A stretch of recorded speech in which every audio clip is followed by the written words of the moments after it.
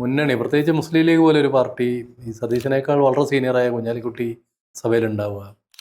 അപ്പോൾ സ്വാഭാവികമായിട്ടും അതുപോലെ തന്നെ ഈ വിവിധ ജാതി സമുദായങ്ങൾ അവരെ കൂട്ടിപ്പിടിച്ച് കൊണ്ടുപോകാനുള്ളൊരു വൾണറബിലിറ്റി, അത് സതീശൻ്റെ കാര്യത്തിൽ ഉണ്ടോ സംശയം. അല്ലാതെ കരുണാകരന്റെ ശിഷ്യനാണ് കൂടി അത് ആ നിലയ്ക്ക് കൂട്ടിപ്പിടിച്ച് കൊണ്ടുപോകാൻ കഴിഞ്ഞേക്കും.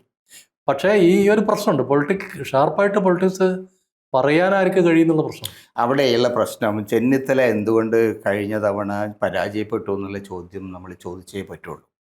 എനിക്ക് പലപ്പോഴും തോന്നിയിട്ടുള്ളത് ചെന്നിത്തലയുടെ പ്രശ്നം, ചെന്നിത്തല ഒരു അസർട്ടീവായിട്ട് ലീഡറായിട്ട് ഒരു കാലത്തും പ്രവർത്തിച്ചിട്ടില്ല. ചെന്നിത്തല ധാരാളം ആരോപണങ്ങൾ ഉന്നയിക്കും, അത് കഴിഞ്ഞ് അടുത്ത ആരോപണത്തിലേക്കും, അത് കഴിഞ്ഞിട്ട് അങ്ങോട്ട് പോകും. പക്ഷേ അദ്ദേഹം ഗവൺമെൻറ്റിനെതിരായിട്ടുള്ള ഒരു ഓൾ ഔട്ട് വാർ അതിന് അദ്ദേഹം തയ്യാറായിട്ടില്ല എന്നുള്ളത് തെളിവാണ്. കഴിഞ്ഞ തവണ വലിയ തോതിൽ അവർ പരാജയം ഏറ്റുവാങ്ങേണ്ടി വന്നത്. അല്ലെങ്കിൽ പിണറായി വിജയൻ്റെ രണ്ടാം സർക്കാരിനെ അന്ന് തന്നെ പൊട്ടിക്കാൻ കഴിയേണ്ടതായിരുന്നു.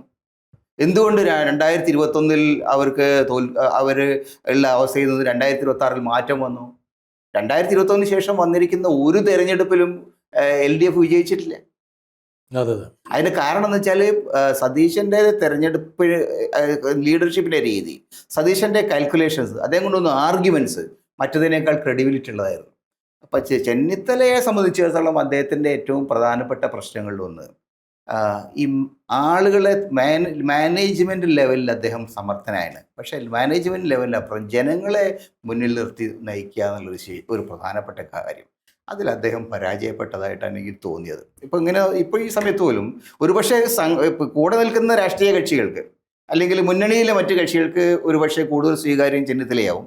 പക്ഷേ കേരളത്തിലെ പൊതു സമൂഹത്തെ സംബന്ധിച്ചിടത്തോളം ഒരുപക്ഷെ കൂടുതൽ സ്വീകാര്യനായിരിക്കുക സതീശനായിരിക്കും എന്നാണ് എനിക്ക് തോന്നുന്നത്. പക്ഷെ എന്തായാലും KC വേണുഗോപാൽ ആ പിക്ചറിൽ വരാനുള്ള സാധ്യത വളരെ വളരെ കുറവാണ്. കാരണം ആ തരത്തിലുള്ള ഒരു ലീഡർഷിപ്പ് പൊസിഷനിൽ ഒരു കാലത്തും KC വേണുഗോപാൽ കേരളത്തിൽ എടുത്തിട്ടില്ല.